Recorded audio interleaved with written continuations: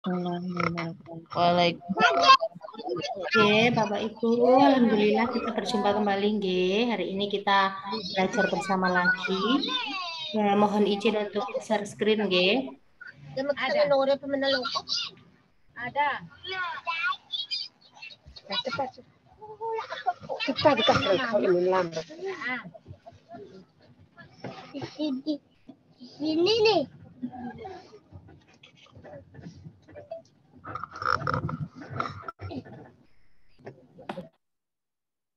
Mohon izin, kemarin kita sampai nomor 29, nggih, Bu. Iya, Bu.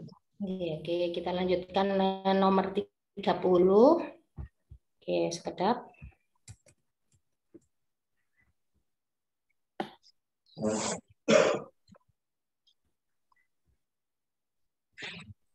Nomor 30. Monggo minta tolong dibacakan oleh Bu Sahid.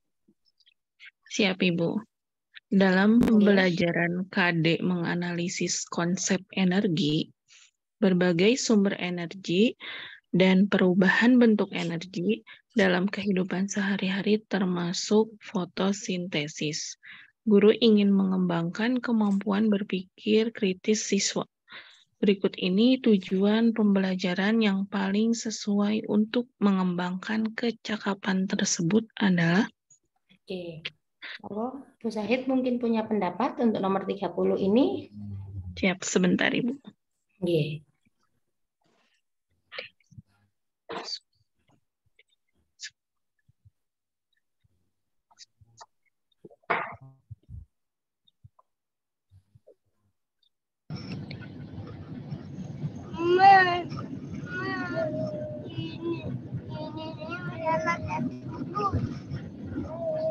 Mungkin jawabannya D ya, Bu ya.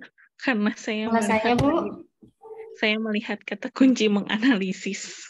Oke, karena yang diminta adalah kecakapan berpikir kritis, nggih. Jadi kemampuan berpikir kritis, kemampuan berpikir kritis. Jadi kita pilih yang D. Menganalisis, nggih. Jadi ada proses menganalisis.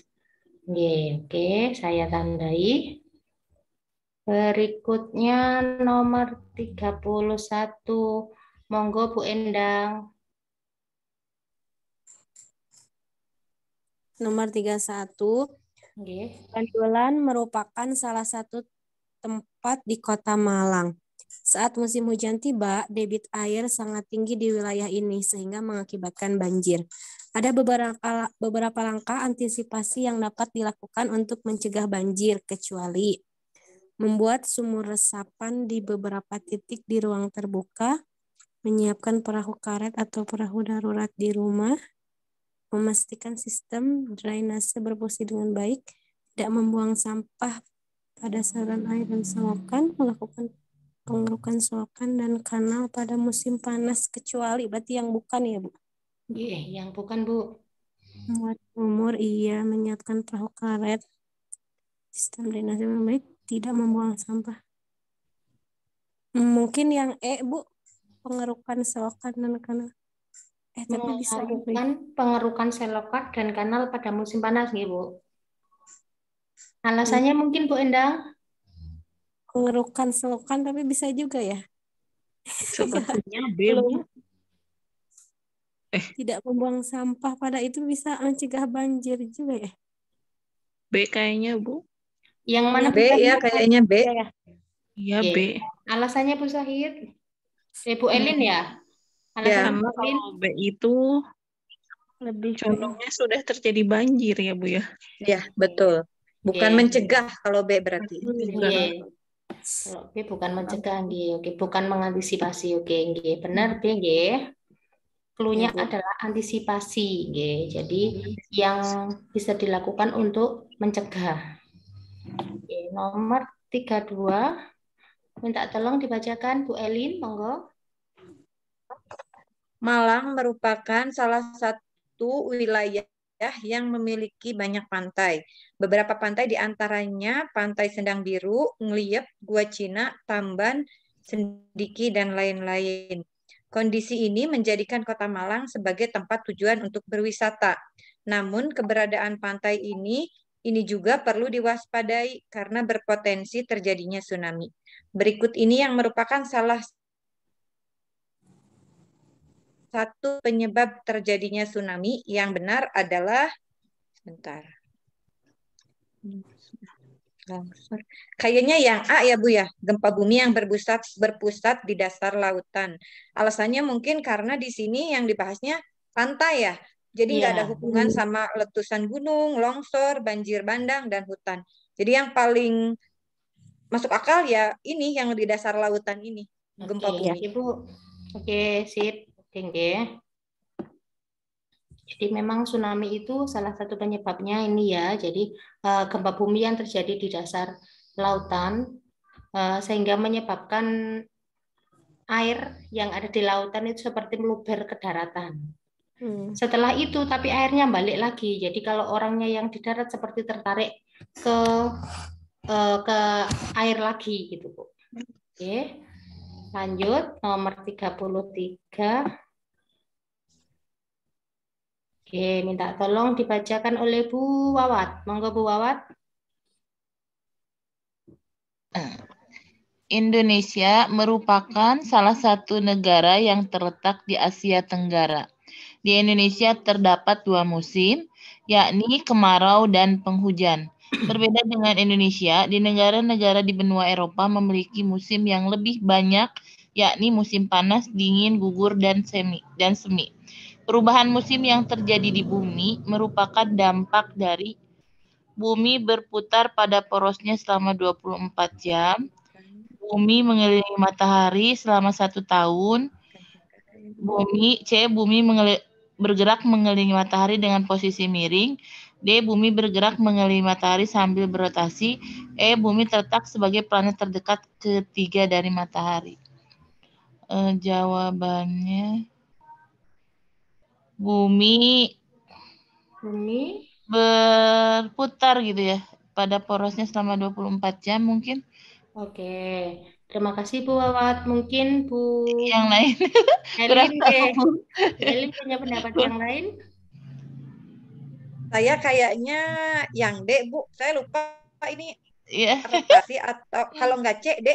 Kalau antara C sama D deh kayaknya. Tapi saya nggak tahu yang mana ya, yakinnya nggak tahu. Nggak yakin Saya juga. lupa. Nah, ya benar lupa, Bu. Oke, jadi ini konsepnya. Kalau yang A ini peristiwanya namanya apa ya, Bu? Apa revolusi? Rotasi, Bu. Rotasi ya. Berputar pada porosnya itu. Ya. Kalau mengelilingi matahari selama 1 tahun? Revolusi. Ya, oh iya. Ada dampak yang terjadi dari rotasi dan revolusi ini. Ini saya tuliskan dulu. Dampak rotasi bumi. Oke, sebentar.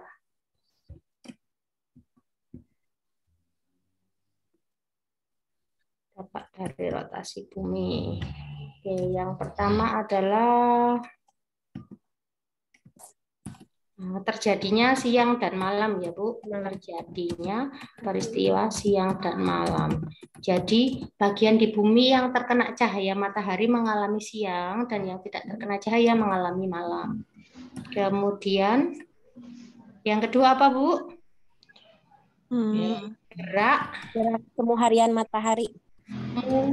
Gerak semu harian matahari. Jadi seolah-olah matahari yang bergerak terbit di timur dan terbenam di barat. Padahal sejatinya adalah bumi yang berputar dari arah barat ke timur. Kemudian Bu, dampak yang ketiga?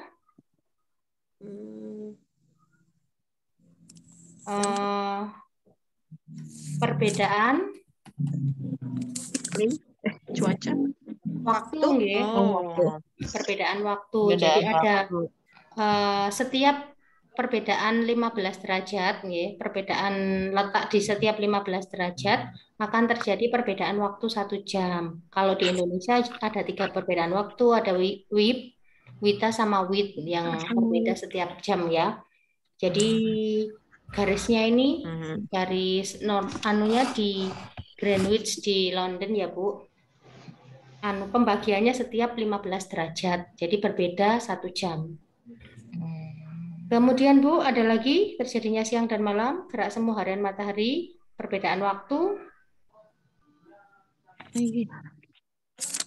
Apalagi Bu? Pembelokan. Arus.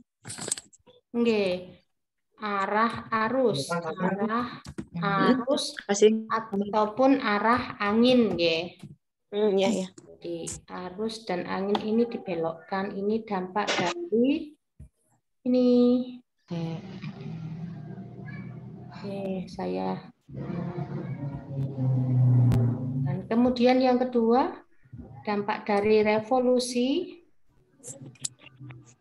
Pergantian musim, Bu. Ya. Apalagi, Bu? Perbedaan siang dan malam. Perbedaan siang dan malam. Ya. Siang malam rotasi ya. Ini Bu, gini, jadi saya tulis dulu ya, perubahan musim yang pertama. Perubahan musim ini kalau di Indonesia kita kan hanya ada 2 musim. Kalau di negara-negara Eropa memang ada 4 musim. Musim panas, dingin, gugur, dan semi. Ini ya, kalau di kita kan hanya musim penghujan dan kemarau. Kemudian dampak yang kedua, gerak semu tahunan, nggih. Tahunan matahari. Oke. Terus ada lagi. Kalau tadi kan terjadinya siang dan malam. Oke. Ini adalah perbedaan lamanya siang dan malam. Siang dan malam. Ada daerah tertentu itu yang siangnya lebih lama daripada malamnya. Kalau di kita kan cenderung sama. Kalau di daerah lain ada. Makanya pada saat puasa, durasi waktu puasanya juga beda-beda. Terus ada lagi rasi bintang, Bu. Perubahan rasi bintang. Jadi ini dampak revolusi bumi. Kemudian bumi bergerak mengelilingi matahari sambil berotasi. Jadi dampak dari selain berotasi, jadi bumi selain berotasi berputar pada porosnya, bumi juga berevolusi terhadap matahari. Kemudian bumi terletak sebagai planet terdekat ketiga dari matahari, bukan nggih? Jadi jawabannya yang betul yang mana, Bu? B. Yang B. B berarti ya? Yang B nggih. Lanjut, saya lanjutkan. Nomor 34. Minta tolong dibacakan oleh Bu Ano. Monggo Bu Ano.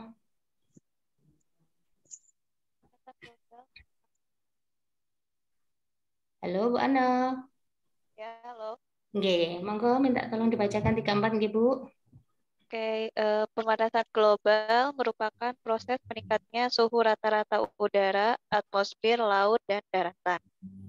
Berikut ini yang merupakan dampak pemanasan global bagi petani adalah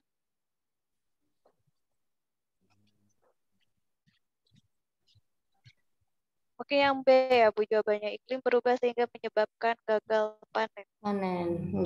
Oke. Terima kasih Bu Ana. Mungkin Bu Sahid punya jawaban yang berbeda, Bu? Pemanasan global. Sebentar. Proses meningkatnya suhu rata-rata udara.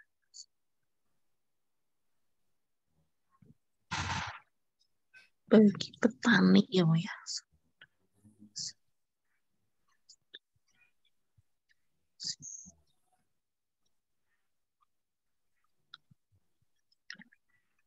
Mungkin sama Bu B.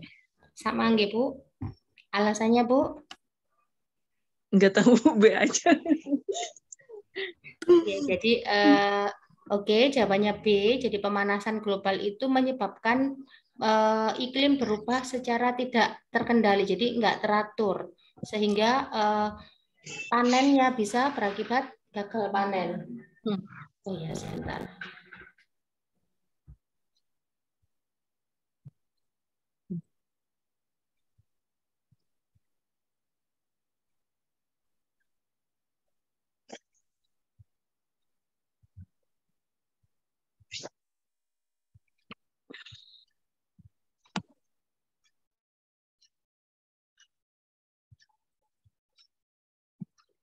Lah. Oke, saya jawab nggih. Iklim berubah sehingga menyebabkan gagal panen. Oke, di sini tentang pemanasan global atau global warming. Oke, ibu-ibu, adakah yang bisa menjelaskan tentang global warming itu yang seperti apa peristiwanya?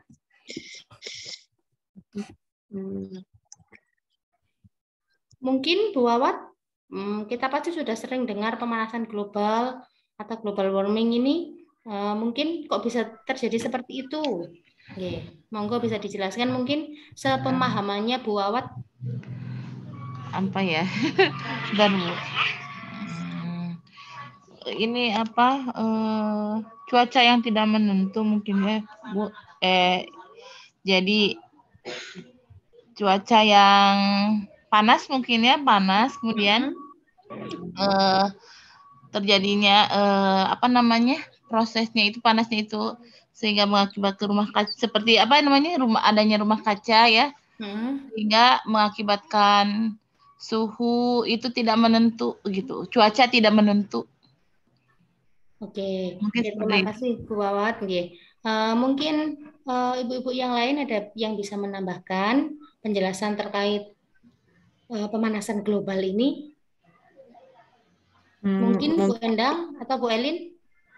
Kalau saya ingatnya mungkin Bu ya, pemanasan global itu meningkatnya suhu bumi karena lapisan ozonnya yang sudah bolong. Nah, si lapisan ozonnya ini terjadi karena banyak faktor, yang salah satunya efek rumah kaca. Karena banyaknya penggunaan CFC, kemudian karbon monoksida, itu mengakibatkan apa ya, efek rumah kaca yang pokoknya terperangkap, gasnya terperangkap sehingga di atmosfer kita ini jadi lebih panas, mungkin gitu ya. Masih lupa-lupa juga Bu. Oke, terima kasih Bu Elin. Jadi peristiwa pemanasan global ini diawali karena adanya gas-gas rumah kaca. Jadi gas CO2, gas karbon monoksida yang jumlahnya sangat banyak. Ya, jadi gas-gas itu kan kalau kita amati mereka kan akan naik ke atas, lama-lama berada di permukaan atas, jadi di permukaan atas. Padahal cahaya matahari yang dipancarkan ke bumi, sebagian akan diserap oleh bumi dan sebagian lagi dipantulkan, Bu. Lah, sebagian yang dipantulkan itu dia nggak bisa keluar karena ada lapisan gas rumah kaca ini tadi, atau CO dan CO2 itu, sehingga menyebabkan sinar matahari yang harusnya dipantulkan itu balik lagi ke bumi. Jadi ya, panas yang diterima bumi menjadi 2 kali lipat. Seperti itu. Oke, jadi efek rumah kaca prosesnya terjadinya seperti itu, sehingga terjadi pemanasan global. Efeknya apa? Salah satunya perubahan iklim yang tidak stabil atau tidak menentu. Ekstrim. Misalnya kita musim penghujan mulai bulan Maret sampai apa itu, Bu? Ya. Oktober. Ya. November. Biasanya seperti itu. Tapi pada bulan-bulan tertentu sudah nggak ada hujan. Lah itu, ini salah satu efek dari pemanasan global ini. Jadi perubahan iklim jadi tidak menentu. Kemudian kalau penipisan lapisan ozon, ada beberapa kegiatan manusia yang menyumbang, salah satunya penggunaan gas CFC. Kalau zaman dulu memang gas CFC ini banyak digunakan di kulkas, nggih Bu. Kalau yang zaman sekarang ini sudah ada itu banyak keluar kulkas yang non CFC. Jadi penggunaan CFC ini, lapisan ozon kita itu adalah simbolnya kan O3. Gas CFC ini, klorofluorokarbon ini membuat ikatan O3 itu lepas. Gitu. Jadi dikatakan bolong itu karena ikatannya lepas. Jadi karena ikatannya lepas dikatakan lapisan ozonnya menipis karena berikatan dengan gas CFC itu tadi. Oke, seperti itu. Nomor 35 ini ada grafik, Bu. Jadi grafik ini tentang perubahan suhu, perubahan suhu yang naik drastis. Oke. kelihatan perubahan suhunya yang naik drastis lebih tinggi. Mungkin nomor 35 bisa minta tolong dibacakan oleh Bu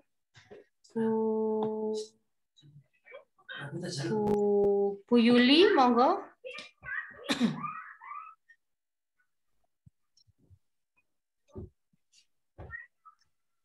Halo, Bu Yuli.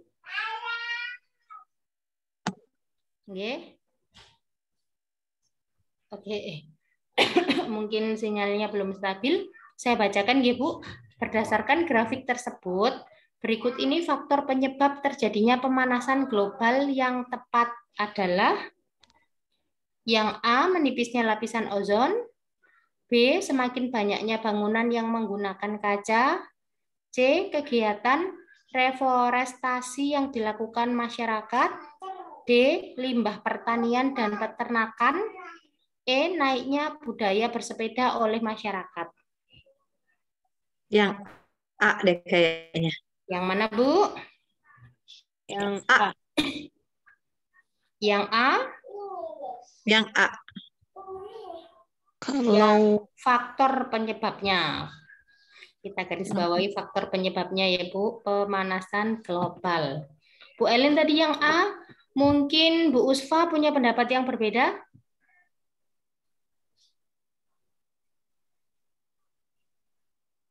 Oh iya, itu mah akibat ya kalau B, Bu. Yang mana, Bu? Yang B kalau aku. Kalau aku B, Bu. Yang B, Bu.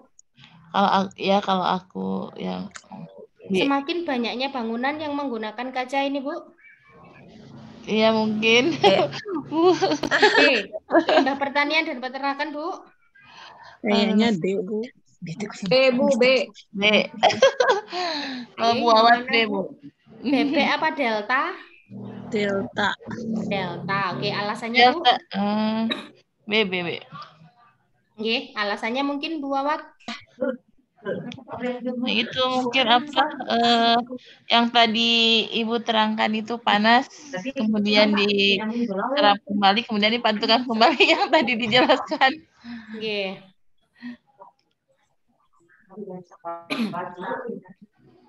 Kalau reforestasi itu apa ya, Bu? Kalau deforestasi itu kan penebangan pohon secara liar. Kalau reforestasi penanaman pohon. Penanaman kembali. Nggih, penanaman Ya. kembali. Hampir sama dengan reboisasi. Atau lain reboisasi Nggih, ya, Bu? sama dengan Ya. reboisasi, nggih.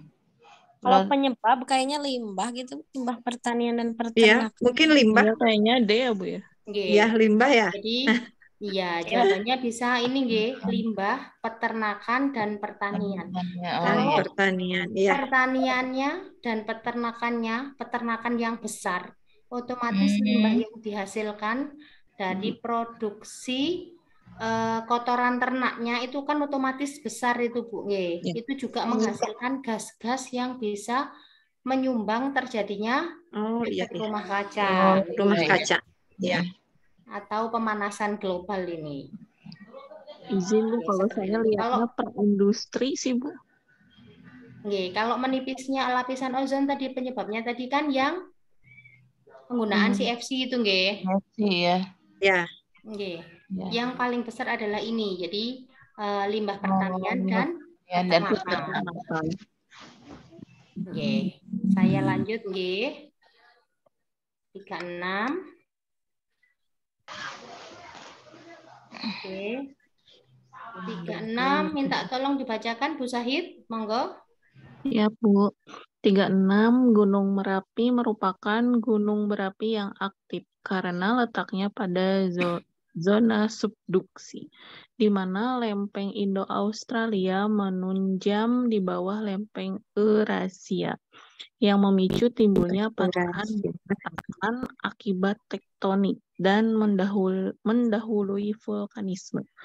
Berdasarkan informasi geografis Gunung Merapi tersebut, pernyataan berikut yang paling potensial sebagai penyebab terjadinya letusan Gunung Merapi adalah A. Pergeseran antar lempeng yang menyebabkan tumbuhan antar lempeng Indo-Australia dengan lempeng Eurasia menimbulkan patahan sehingga menimbulkan potensi magma bergerak. Lempeng Indo-Australia mana coba? B. Tumbukan antara lapisan kerak bumi yang menimbulkan gesekan antara kerak bumi yang memicu terjadinya peluburan batuan yang lelehannya kemudian bergerak ke permukaan bumi. D. Penipisan kerak samudra yang memungkinkan magma menerobos dasar samudra yang menimbulkan banjir lava. D. Adanya gerak saling menjauh secara horizontal antara kerak bumi yang menimbulkan patahan yang menjadi jalan keluarnya lelehan lava. E. Gempa bumi yang memicu timbulnya patahan dan retakan sehingga memberi peluang lava. Kita cermati dulu ya Bu. Jadi intinya ini tentang lempeng ini sehingga timbul patahan. Patahan dan retakan. Oke. Ya, kayaknya. Oke, berarti jawabannya yang mana nggih, Bu? Yang A. Oke. Oke, yang A. Karena statementnya ini pengantarnya adalah tentang lempeng Indo-Australia dengan lempeng Eurasia, yang menimbulkan adanya patahan dan retakan. Monggo sambil mendengarkan adzan, monggo 37 sama 38 dicermati dulu nggih, Bu.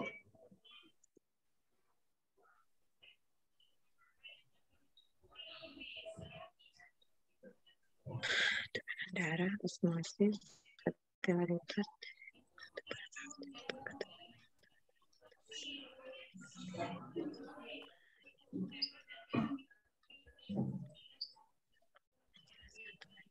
Dan penerapannya dalam kehidupan sehari-hari.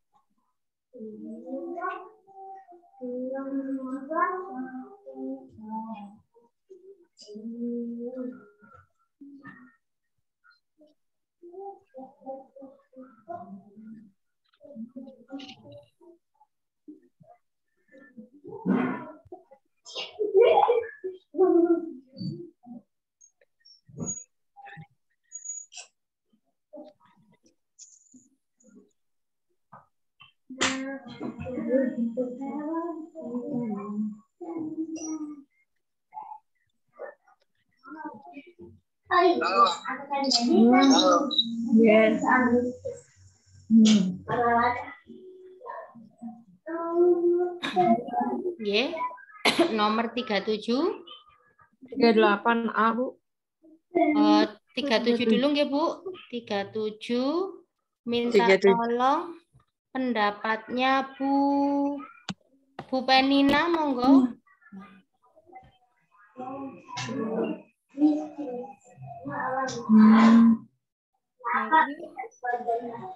Ya, kira nanti Dena kira kesini.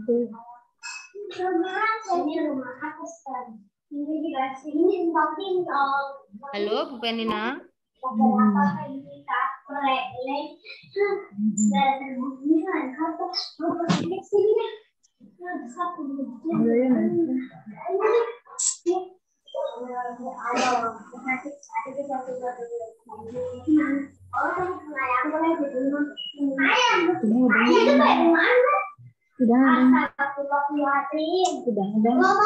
Oke, kalau begitu Bu Andi. Bu Andi nomor 37 Bu Andi. Ini dikasih tempat pembuangan sampah bereskan.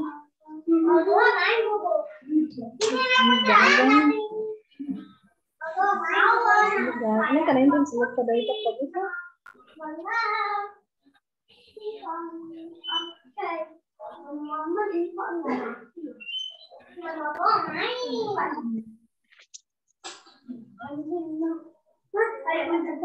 Oke, kalau nggak gitu Bu Elin saja, monggo Bu Elin, 37 Bu Elin.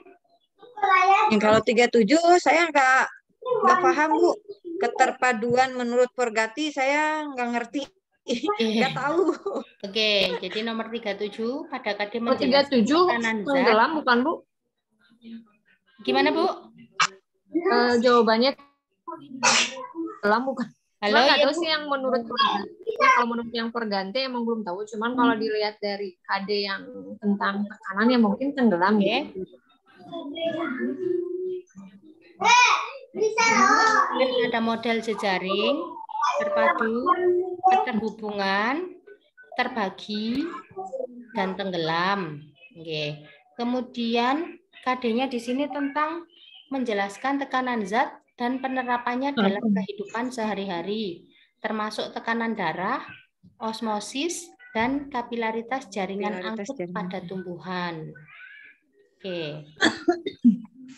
Keterpaduannya menurut Forgati yang seperti apa, Bu?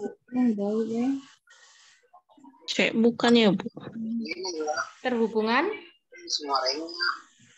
Kalau yang keterhubungan mungkin bisa pada proses fotosintesis itu, Bu.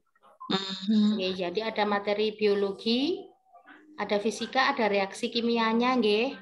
Oh iya, iya. Ya, itu keterhubungan. Keterhubungan.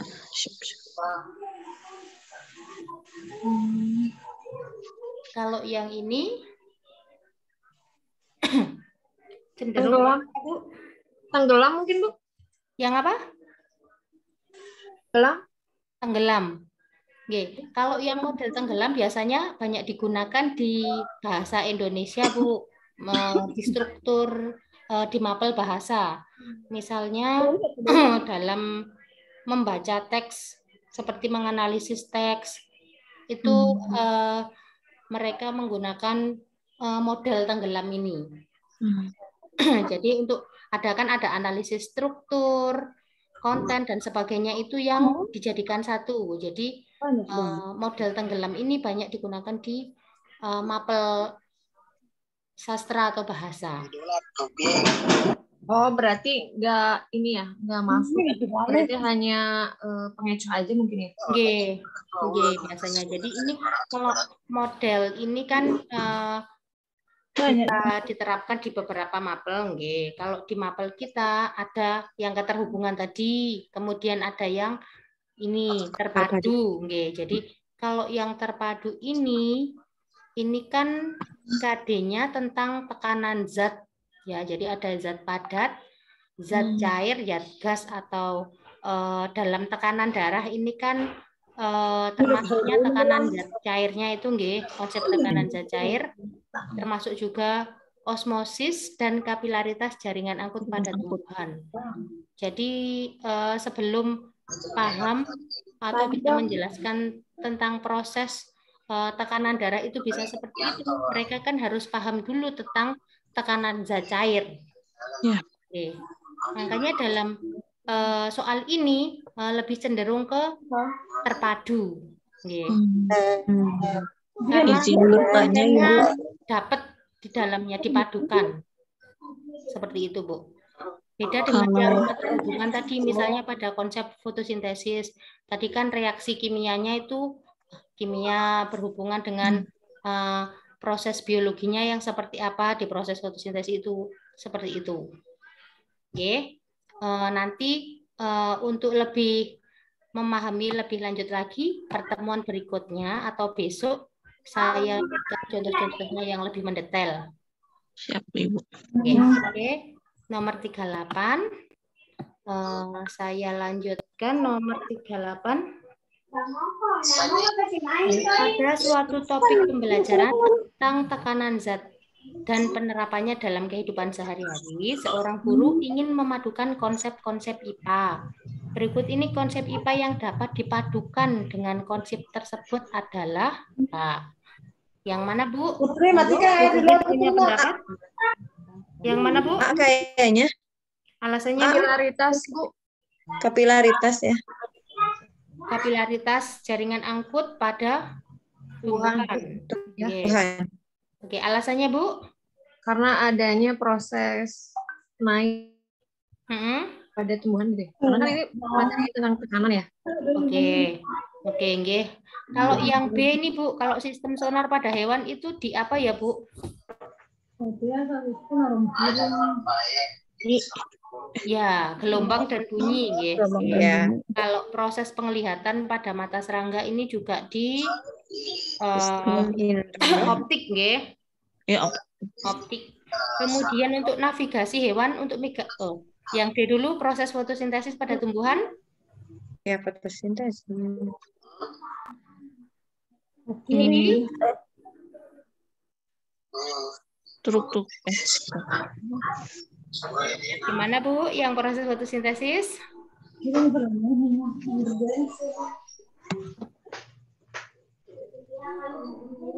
Di fotosintesis. Komponen penyusun makhluk hidup itu bisa mulai dari sel itu, sel, jaringan, atau bisa juga di ciri makhluk hidup. Salah satunya pada tumbuhan terjadi fotosintesis ini juga bisa, nggih. Jaringan angkut. Nggih. Kalau yang E, navigasi hewan untuk migrasi. Magnet ya, medan magnet dah. Iya, oke. Lanjut. Saya ke 39. Pak Ferry melakukan pembelajaran IPA dengan materi zat adiktif. Di awal pembelajaran, banyak siswa yang mengajukan pertanyaan terkait materi yang akan disampaikan.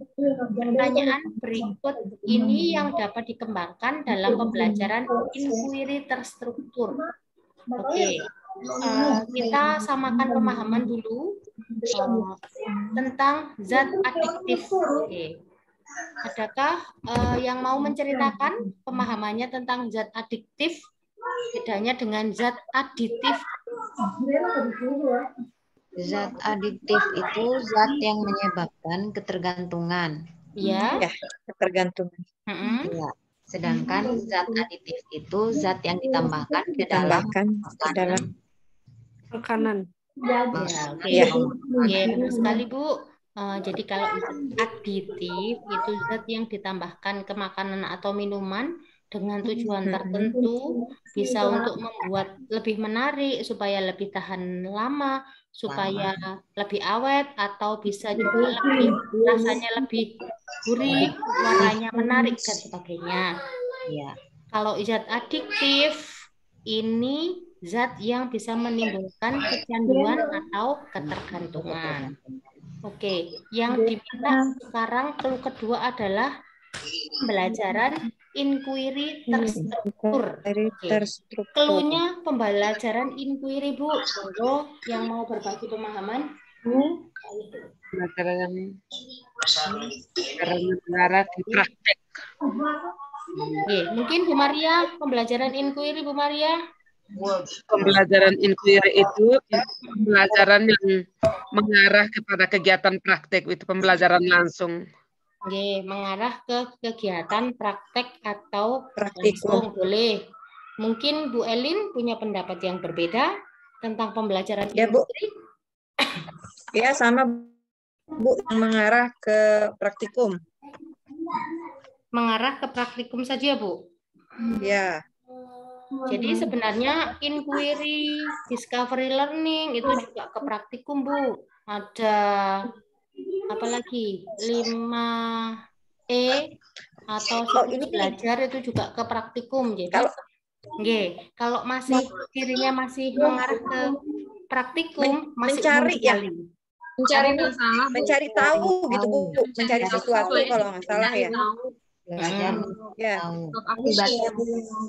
Oke, jadi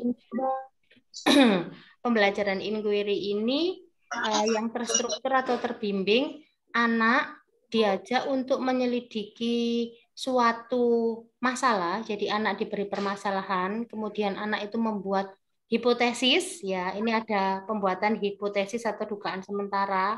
Terus anaknya difasilitasi untuk melakukan penyelidikan hingga mendapatkan data untuk diverifikasi, untuk dianalisis, dan mendapatkan sebuah kesimpulan seperti itu. Nah, dari pertanyaan itu yang bisa menggiring anak untuk melakukan kegiatan tersebut yang mana?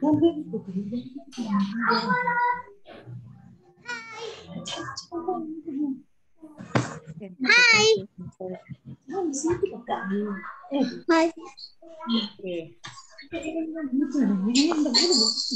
Hai. Hai. Mungkin ya, Bu. Yang mana, Bu? Bu. Bukan ya? Bukan. Tesis. Terumusan masalah. Bukan E. B mungkin, Bu. Yang mana, Bu? B. B. Bagaimana perbedaan antara perokok aktif dan pasif? Ya. Antara A dan E bisa nggak ya? Antara A dan E. Bagaimana cara mengidentifikasi kandungan adiktif pada rokok? Kemudian Aku tahu. yang E, mengapa rokok dapat menimbulkan efek kecanduan bagi penggunanya? Oke, yang mana, Bu? Yang E mungkin, Bu ya. Oke, kita kaji dari awal dulu ya. Bagaimana cara mengidentifikasi kandungan zat adiktif pada rokok? Oke, untuk mengidentifikasi ini, pertanyaan ini bisa dijawab harus dengan praktek atau dia bisa literasi, Bu. Literasi, Cukup ya. literasi kayaknya. Literasi. Ya, dia bisa literasi. Nanti setelah tahu kandungan zat adiktifnya, yang dilakukan anak itu apa?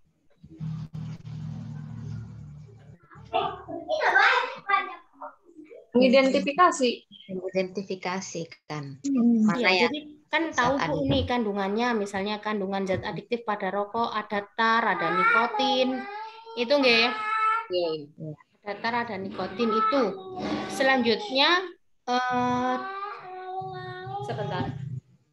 Dugaan sementara yang bisa diajukan. Misalnya gini, misalnya kalau saya cenderung ke ini, Bu. Bagaimana proses pembuatan minuman yang mengandung alkohol. Jadi anak itu awalnya ingin tahu tentang proses pembuatan minuman yang mengandung alkohol. Misalnya dari tape, otomatis dia praktek membuat tape itu sendiri. Jadi diambil minuman beralkoholnya, misalnya dari tape, atau kalau di luar negeri ya bir itu atau anggur, anggur, bir dan sebagainya. Lah, setelah itu dia bisa digiring ke mengapa kandungan yang ada, glukosa yang ada di alkohol, di minuman yang beralkohol tadi bisa menyebabkan kecanduan seperti itu. Jadi dari proses mencari tahu proses pembuatan minuman itu atau praktek membuat seperti itu. Oh, kita kaji lebih dalam dulu. Ayo, yang mana ini 39 agak membingungkan? Iya. Kalau yang B, Bu, perbedaan antara perokok aktif dan pasif.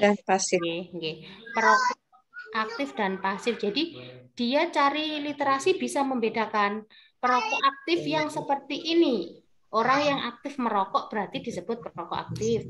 Kalau yang pasif berarti orang yang terkena imbas dari perokok aktifnya. Jadi dia hanya membedakan, Ibu, membedakan.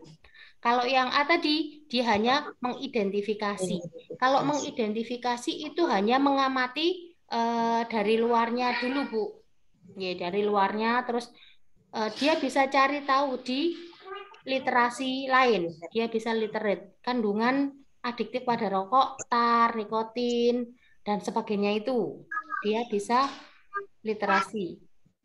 Kemudian begitu juga kalau ini, bagaimana tindakan yang tepat untuk menanggulangi kecanduan rokok. Oke. Yang diminta ini pertanyaan yang bisa dikembangkan. Kalau yang D ini sudah sama motornya masukin. Tampaknya, nggih.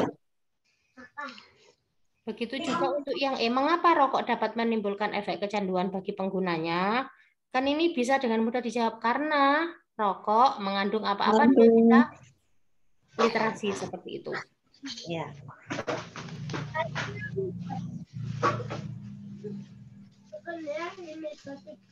Oke, gimana Bu? Berarti gimana? 39, Bu? Jawabannya C. Mungkin. Oke, jadi dari bagaimana proses pembuatan minuman yang mengandung alkohol. Ini ya. Nanti siswanya kan nyari masalah dulu. Maksudnya tadi informasi dulu. Kemudian kayak merumuskan hipotesisnya bagaimana, mengumpulkan data yang berpengaruh mungkin. Iya, oke.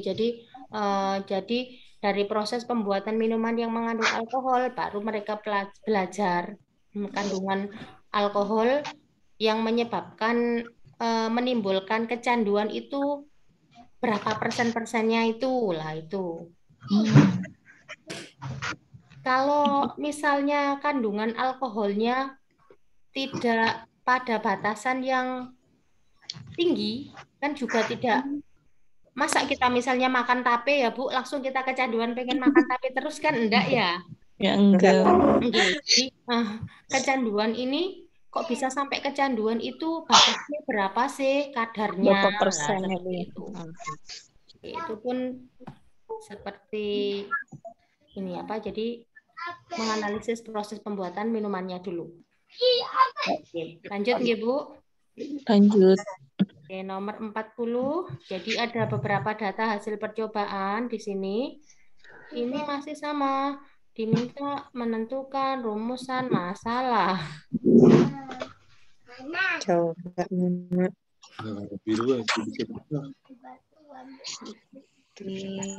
Bu. Sedikit.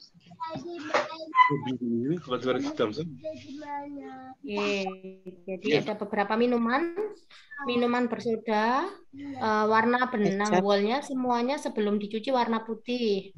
Kemudian minuman soda setelah dituangkan ke benang wall, warnanya tidak hilang. Kalau kecap juga tidak hilang, saus, sirup, dan cendol warna. Sementara pada kue lapis, kue dadar gulung, cincau hijau, bolu pandan, dan kue klepon warnanya hilang. Berdasarkan data tersebut, rumusan masalah yang mungkin.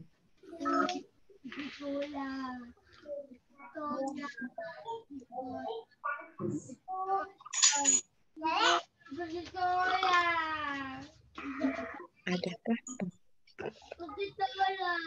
bagi rumusan masalah? Mungkin ya. Bagaimana? Adakah pengaruh pewarna makanan pada benang wol? Yang mana, Bu? Yang A mungkin? Yang A. Adakah pengaruh pewarna makanan pada benang wol? Lah, ini kan sampai ini sebenarnya jawabannya mirip-mirip. Mirip semuanya. Pengaruh pewarna makanan pada benang wol, semuanya tentang itu. Lah, cluenya apa, Bu? Lah, rumusan masalah itu kita buat yang luas. Kalau yang A, jawabannya kan hanya membuktikan ada tidaknya. Ya ada, ya tidak. Ada atau tidak. Ya. Mengapa ini pun juga karena. Yang D kalau kayaknya. kita pilih yang dengue, kayaknya luas.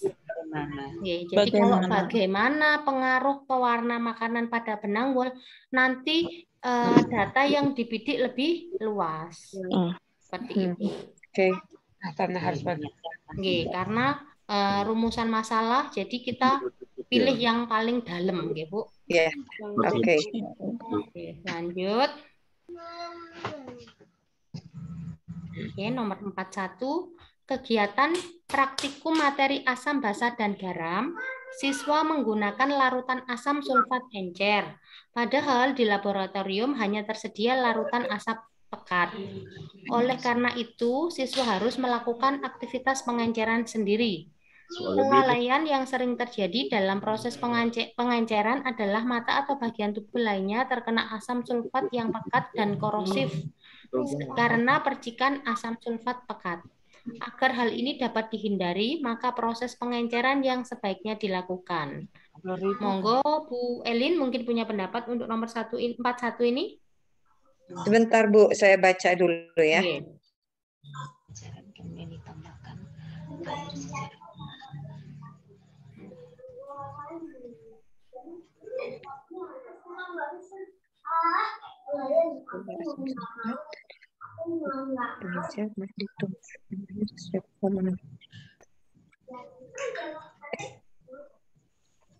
Mengambil jumlah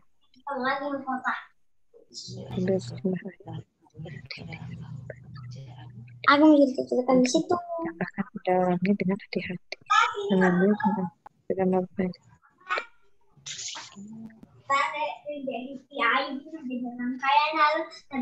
Mungkin yang mana ya? Mirip semua ya, Bu? Iya, mirip semua. Mungkin yang A. Yang A. Mungkin yang A ya. Oke, Bu Elin pendapatnya yang A. Mungkin Bu Wawat nomor 41 punya pendapat yang berbeda, Bu. Sebaik dan misalkan sama A kayaknya, Bu. A juga nggak, Bu? Ya. Oke, mungkin Bu Usfa nomor 41, Bu.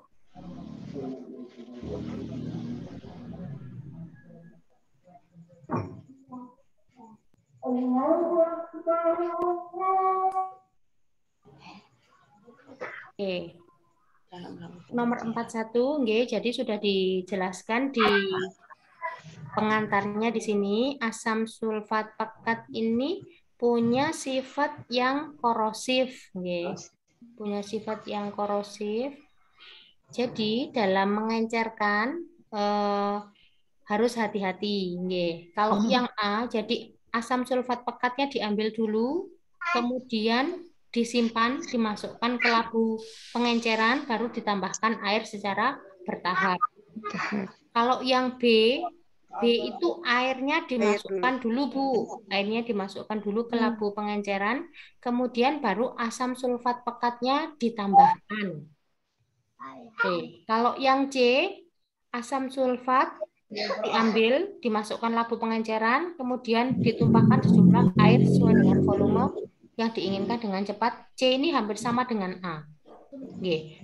C dan A ini kalau kita nuangkan asam sulfat dulu, Bu, kemudian baru nuangkan airnya, dikhawatirkan terjadi perubahan suhu yang mendadak. Jadi suhunya tiba-tiba naik. Ya, dikhawatirkan seperti itu. Jadi kalau mau proses pengenceran sebenarnya itu mau konsentrasi yang berapa, itu dihitung dulu. Kan kalau pelajaran kimia, kalau kita masih ingat pelajaran pas SMA, mau membuat larutan dengan konsentrasi berapa, dihitung dulu. Jadi nanti asam sulfatnya berapa volumenya, airnya berapa volumenya.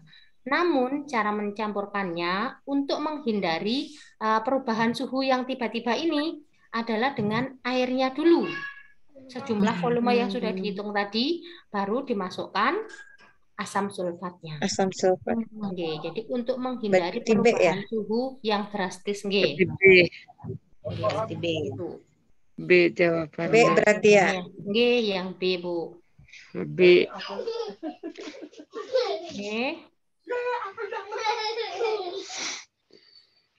Oke, 42. dalam proses pencernaan pada manusia melibatkan peran beberapa organ. Salah satunya adalah organ mulut, yakni tempat dimulainya proses pencernaan makanan. Berikut ini jenis perubahan yang terjadi pada proses pencernaan yang tepat. Oke. Monggo, Bu Zahid mungkin punya pendapat untuk nomor 42? Sebentar, Bu. Oke. Perubahan kimia saat makanan.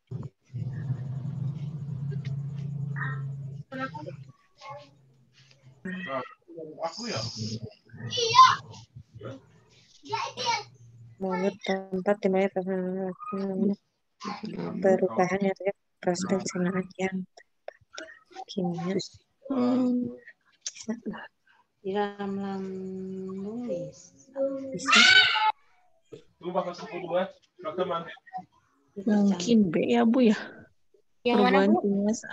Perubahan kimia saat makanan dicerna dalam lambung, karena di lambung itu ada HCl ya, Bu ya, asam klorida. Jadi ada zat kimia, mungkin itu menurut saya. Oke. Terima kasih Bu Zaid atas pendapatnya. Nomor 42, jadi ada perubahan fisika, ada perubahan kimia, nggih, Bu. Kalau perubahan fisika terkait strukturnya, ukuran partikelnya yang berubah. Salah satunya contohnya adalah kertas yang disobek-sobek. Jadi secara penyusunnya masih sama antara kertas, hanya saja ukurannya yang beda. Perubahan kimia sudah terjadi perubahan partikel penyusun. Contohnya kertas yang dibakar tadi. Kalau kertas yang dibakar itu dia akan jadi abu atau arang. Partikel abu atau arangnya itu dengan kertas sudah beda. Nah, pada proses pencernaan, kalau yang di mulut kan ada pencernaan secara mekanik kan, kimiawi. Kalau mekanik itu karena adanya proses ada gigi, jadi proses memotong makanan menjadi ukuran yang lebih kecil itu.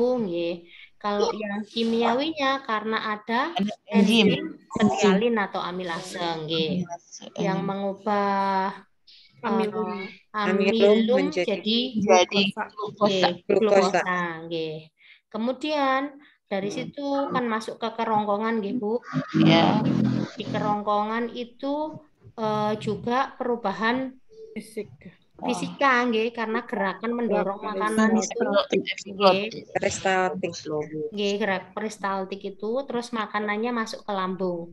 Nah, di dalam lambung ada HCl atau asam lambung yang berperan dalam membuat makanan itu menjadi bentuknya bubur, jadi lebih halus bubur.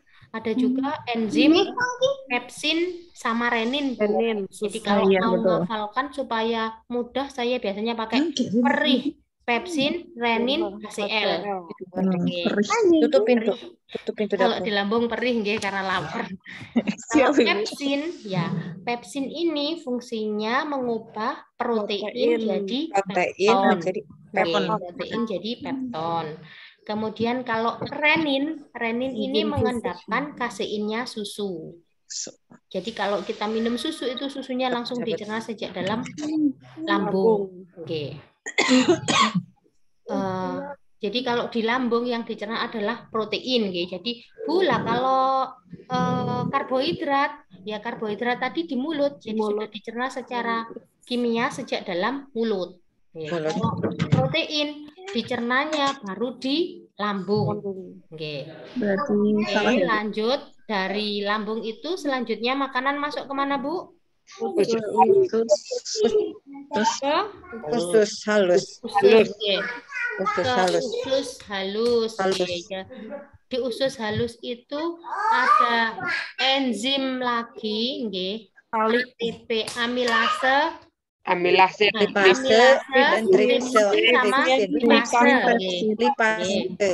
maltase, sukrase, TL. Amilase tadi mengubah amilum tadi menjadi glukosa. Jadi bentuk yang lebih sederhana lagi supaya bisa diserap oleh tubuh. Kemudian tripsin mengubah pepton tadi Bu, kan proteinnya jadi pepton. Peptonnya jadi asam amino. Jadi asam amino ini bentuk yang lebih sederhana.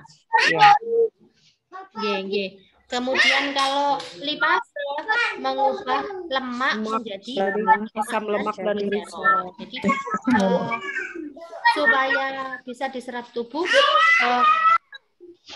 bahan makanannya harus dalam bentuk yang lebih sederhana. Karbohidrat diserapnya dalam bentuk glukosa. Kalau protein dalam bentuk asam amino. Sedangkan untuk lemak dalam bentuk asam lemak dan gliserol. Kemudian baru dari usus halus masuk ke usus besar itu. Di usus besar itu terjadi pembusukan juga, termasuk juga penyesuaian kadar airnya. Jadi kalau sisa pembuangannya itu terlalu encer, ya cairannya diserap, zat airnya diserap. Kalau terlalu padat ya dicairkan. Seperti itu pada kondisi umumnya. Namun ada kalanya kita mengkonsumsi makanan yang memicu proses di usus besar ini untuk mengeluarkan banyak air, atau kita BAB-nya terlalu keras atau terlalu encer itu. Jadi ini di usus besar ini Bu, baru dikeluarkan melalui rektum atau anus. Jadi nomor 2 jawabannya 42 ini apa Bu? B, Bu. B, ya. Jadi perubahan kimia saat makanan dicerna dalam lambung. Sudah mainnya di sini. Oke, lanjut nomor 43 nggih, Bu. Iya, saya kecilkan dulu gambarnya.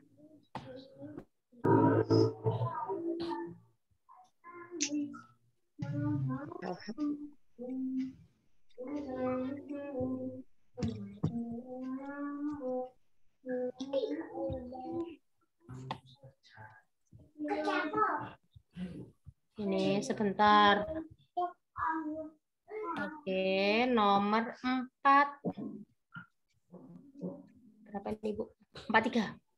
Dalam sebuah pencampuran yang dilakukan antara cuka dengan air, maka akan menyebabkan perubahan molekul penyusun bahan tersebut. Berikut ini gambaran molekuler yang tepat.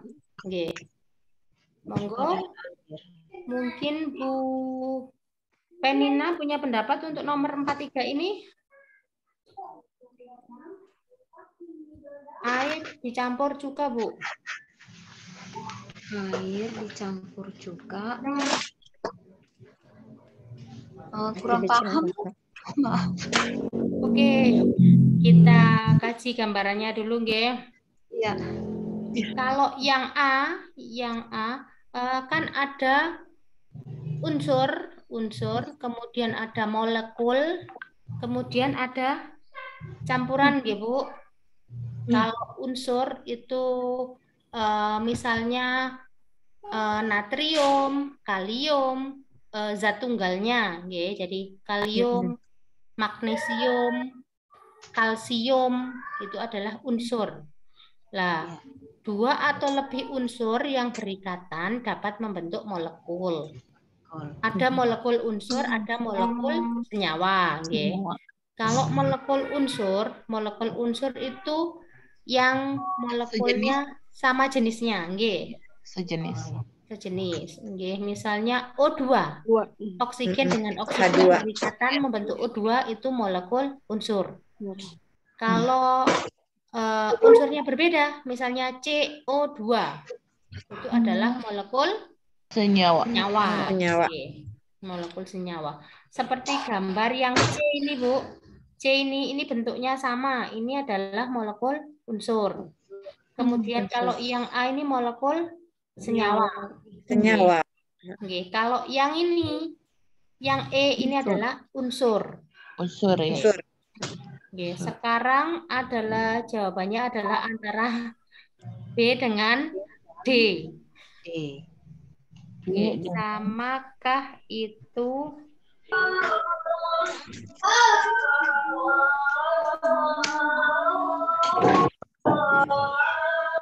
mungkin ada yang tahu Bu simbolnya cuka? H3COO. Itu rumus molekul. C2H H3COOH nggih Bu. ya. Nggih, direaksikan dengan H2O. Nggih, H2O. Dicampurkan dengan H2O.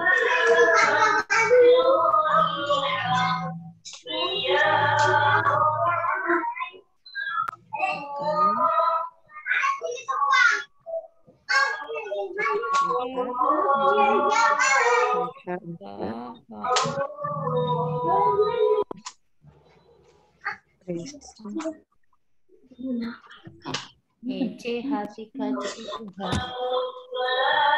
Pulpen sama kertas. Oke. Kita Itu aja. Ya udah tuh. Apa? Yang bekas.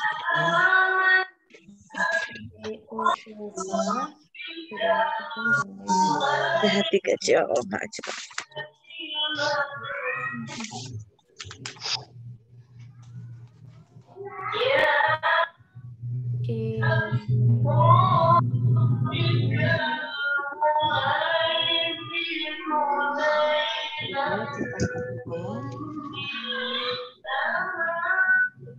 Tahu?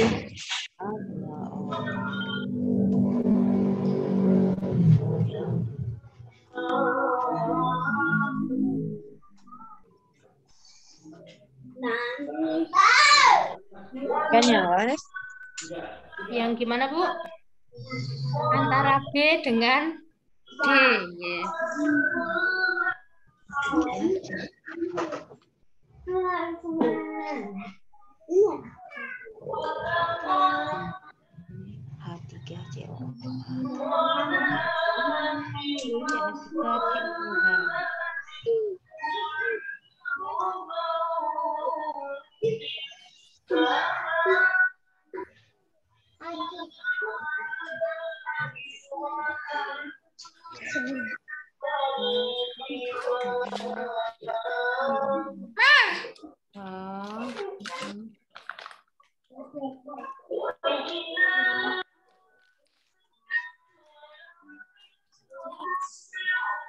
Yang B mungkin Bu.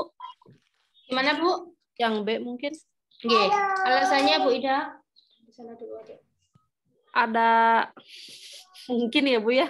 Karena kimia mah aduh lumayan jarang tersentuh. Nggih. Jadi sepertinya kan itu ada apa? Ada molekul unsurnya ya. Misalkan gambarnya yang bulat-bulat aja. Terus juga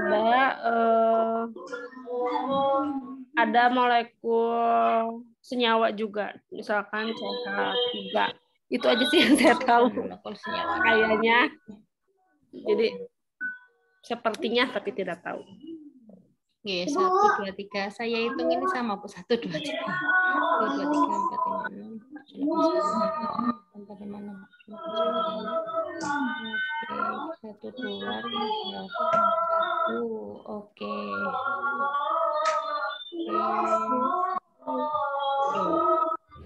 Nah, mungkin Bu Ana punya pendapat yang berbeda nomor ini? Ini soal kimia, Bu. Memang karena kita bidangnya IPA itu biasanya cenderung ke fisika sama biologi. Kalau ini kimia. Saya juga masih pusing ini. Tadi nyelidik. Ya, jadi ini ikatan antar molekulnya. Ya.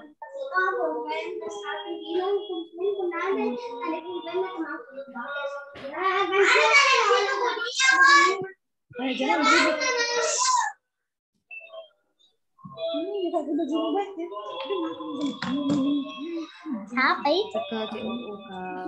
Apa itu? Kenapa nggak bicara? Nggak bicara? Cantik. Mana itu? Mari kita dulu.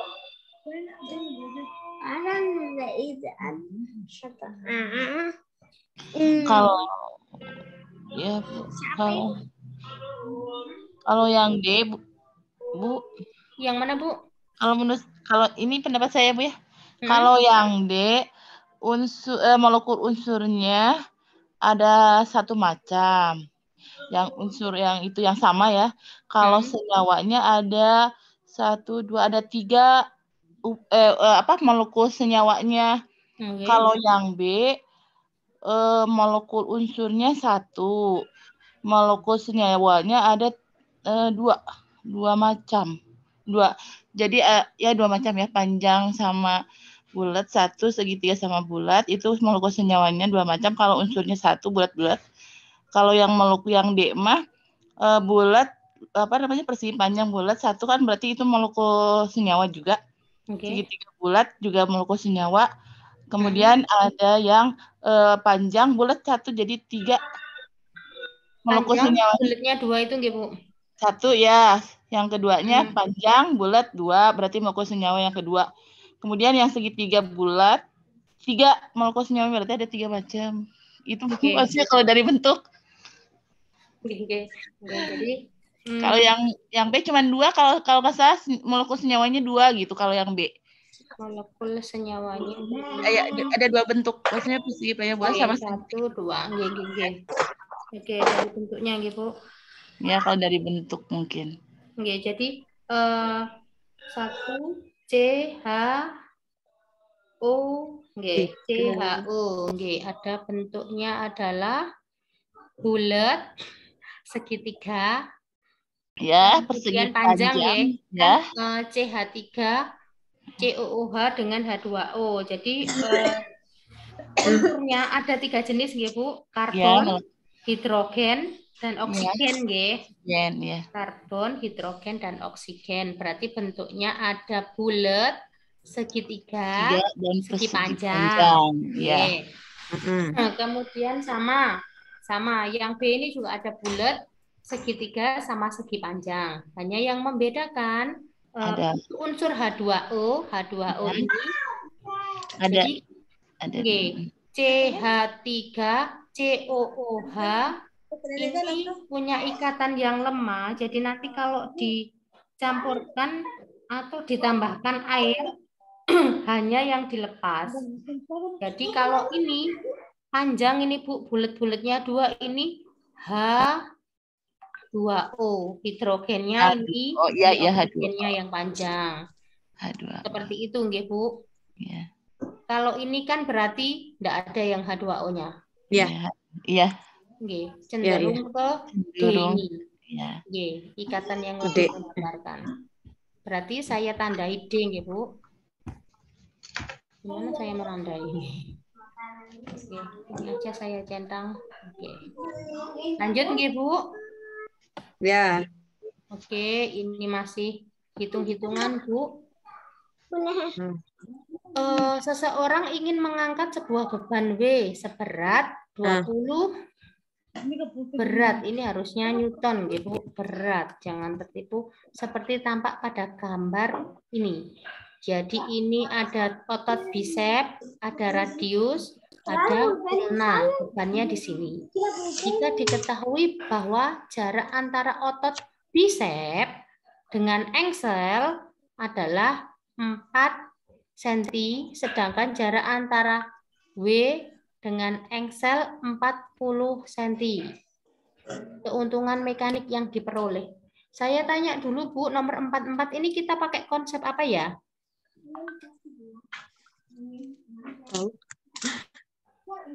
Usaha.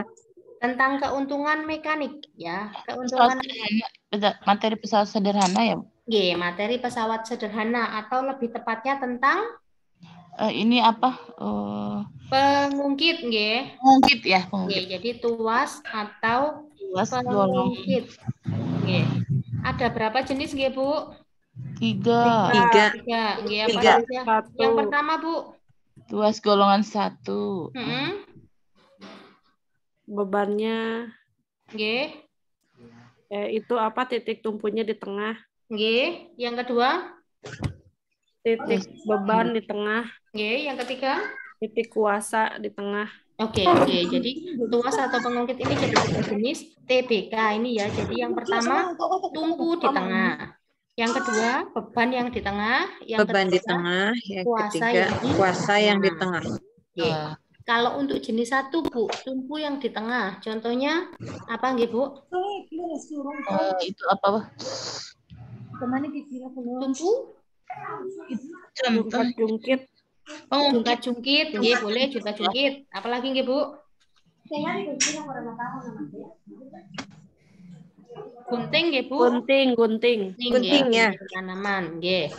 Kemudian kalau yang jenis 2 Bu, beban yang di tengah? Beban yang di tengah itu roda ya, mendorong roda gitu. Gerobak roda satunya Pak Tukang itu Bu. Nggih, pernah tahu Bu? Titik. Jadi yang biasanya Pinset, dipakai pinset, untuk ngangkut pinset. barang oleh Pak Tukang itu apa sih? itu Roda jenis yang dua.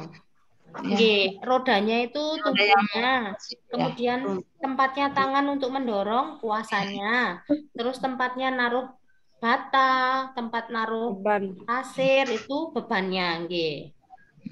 Termasuk juga pembuka tutup botol, itu juga jenis 2, nggih. Paper clip dan juga pemotong kertas Bu yang panjang di druk gitu, nggih. Itu jenis 2. Kalau yang jenis 3 Bu? Pinset. Oh iya, pinset. Ya. Nggih, jadi pinset, staples, nggih, staples, kemudian sapu, nggih. Kalau kita nyapu kan tangan kita nggak mungkin di ujung ya, di titik tengahnya. Alat pancing itu jenis 3. Sekarang kita ke konsepnya ini dulu. Oke. Ke konsepnya ini. Kalau ini titik tumpunya ada di sini kalau kita ngangkat atau di sini, Bu. Yang bawah ini, lutut bawah ini atau yang di atas? Titik tumpunya, Bu. Yang bicep ya. Di siku-sikunya atau di atasnya. Coba kita naruh bolpen kita di tangan terus kita angkat. Tumpuannya di mana, Bu? Siku sini. berarti. Di siku sini atau di bahu sini, Bu? Bahu. Nggih. Jadi di sini, nggih. Nah, Bahu. sini di atas sini. Lah, jaraknya dari atas, ini tumpunya, Bu ya. Tumpunya di atas. Kemudian sorry, bukan tumpu, Bu. Ini adalah kuasanya yang di sini ya. Tumpunya di sini, kuasanya di sini, bebannya di sini. Berarti ini jenis keberapa, Bu?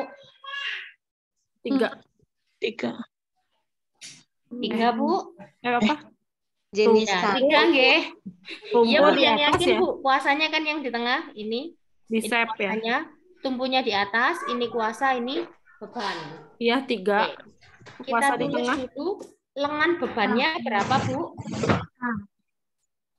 Lengan bebannya berarti Newton. dari beban ini sampai tumpu. Ini nggih. Iya. 40 cm.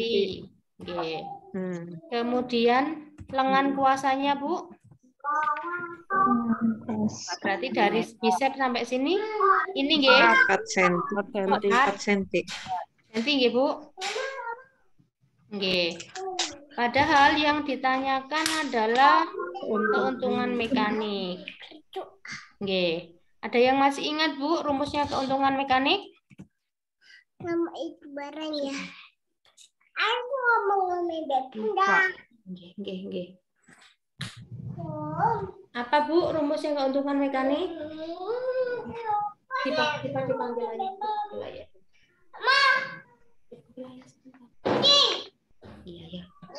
Iya, sudah. Oke, ada yang masih ingat, Bu? Kita pakai lengan beban dan lengan kuasa, Bu. Berarti bagi gaya mungkin. Apa, Bu? L? Berarti bagi gaya.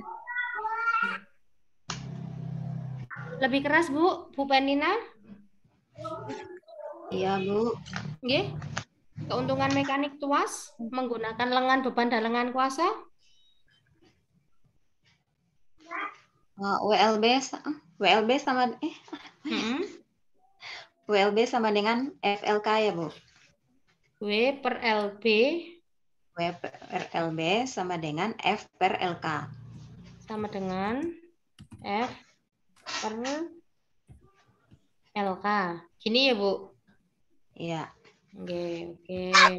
Jadi dari rumus ini sebenarnya bisa dipecah nggih Bapak Ibu. Keuntungan mekanik sama dengan W per LB. W per F atau W per LB, Bu? W per F, Bu. W per F, oke. Karena ini hubungannya sama kuasa. Terus yang ini, Bu?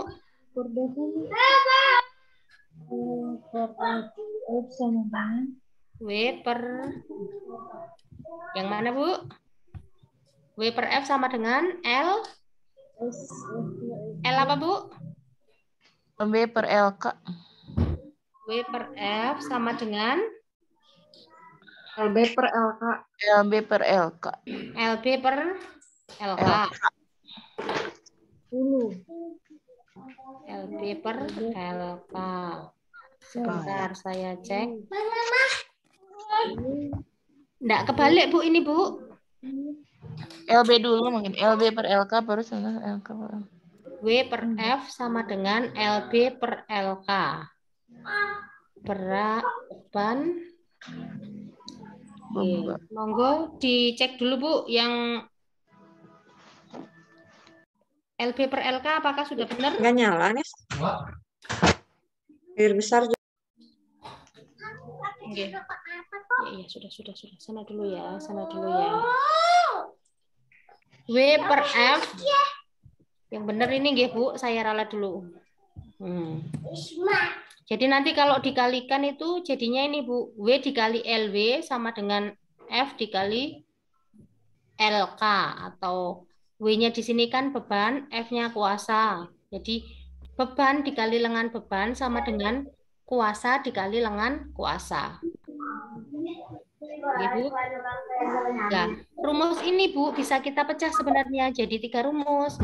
Keuntungan mekanik sama dengan W per F. Atau bisa juga keuntungan mekanik sama dengan LK dibagi LW.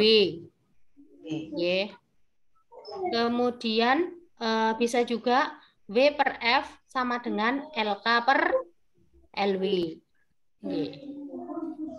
Ini yang dicari adalah keuntungan mekanik. Kita bisa pakai rumus yang ketiga, keuntungan mekanik sama dengan LK dibagi LW. Oke.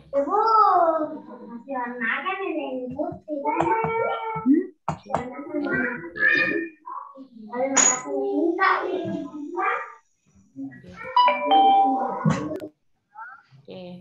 Alasannya tadi sudah diketahui. 4 ya, Bu. Dibagi 10. Ketemu berapa, Bu? Halo, Bu. Ketemu berapa, Bu?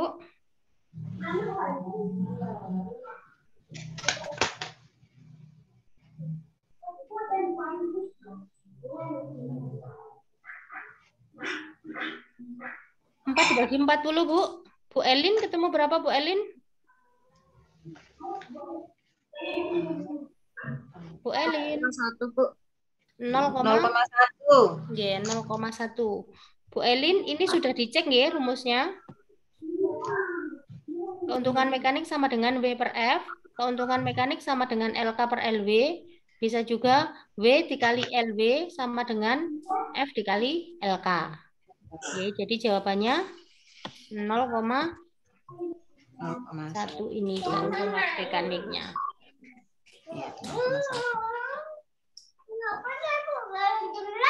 Jadi kalau mau keuntungan mekaniknya lebih besar, Bu, jadi lengan kuasanya yang lebih besar. Karena tumpunya di sana.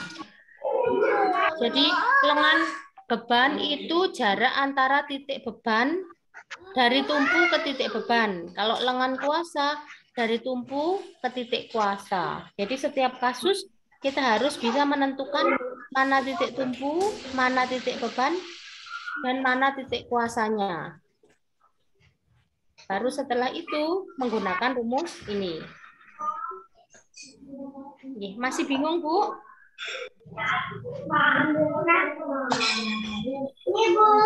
Yo, masih bingung, Bu? Bu Elin? Bisa diulang yang tadi titik tumpu. Yang mana, Bu Yuli? Yang titik tumpu. Oke.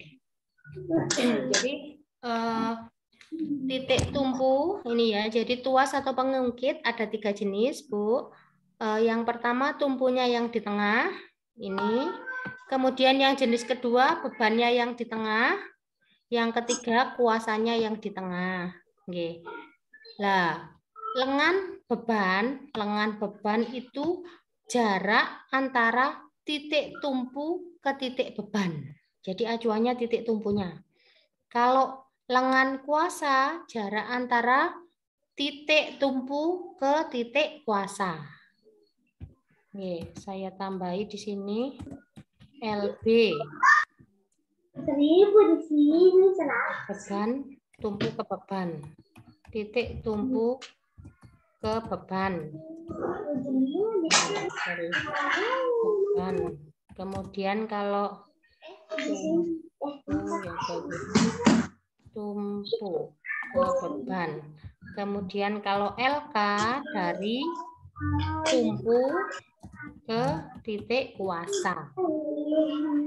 Ini Bu. Jadi ini kan tadi tumpunya di atas ini dari tumpu ke kuasa ke bisep itu sebesar 4 cm. Kemudian dari tumpu ke beban sebesar 40 cm. Nah, yang ditanyakan keuntungan mekaniknya kita pakai yang ini. KM atau keuntungan mekanik sama dengan lengan kuasa dibagi lengan beban. Biar enggak ambigu. Jadi ketemu 4 dibagi 40, ketemu 0,1. Salah satu cara yang bisa dilakukan, Bu, supaya keuntungan mekanik besar itu sebenarnya adalah memperbesar lengan kuasa. Kalau lengan kuasanya besar, keuntungan mekaniknya bisa diperbesar. Gitu. Monggo Ibu-ibu, 44. Ada yang mau ditanyakan?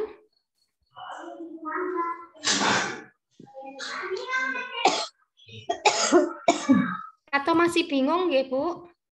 bingung. Masih bingung. Oke. Nah, ini ada model seperti ini lagi, Bu. Di soal bawah itu ada model seperti ini. Yang diminta adalah usaha atau gaya yang diberikan. Nanti soalnya seperti itu di soal bawah bisa kita gunakan rumus yang ke sini. Oke. Untuk sementara sampai sini dulu, nanti ibu-ibu bisa pelajari dulu ini. Sambil nanti ditulis nggih Bu, yang bingung apanya ini di pertemuan besok kita bahas lagi. Seperti itu. Nggih Bu? Baik, Bu. Baik, Bu. Oke. Oke, saya ke Pak Andri dulu. Monggo Pak Andri. Baik, izin saya stop share screen dulu. Nggih.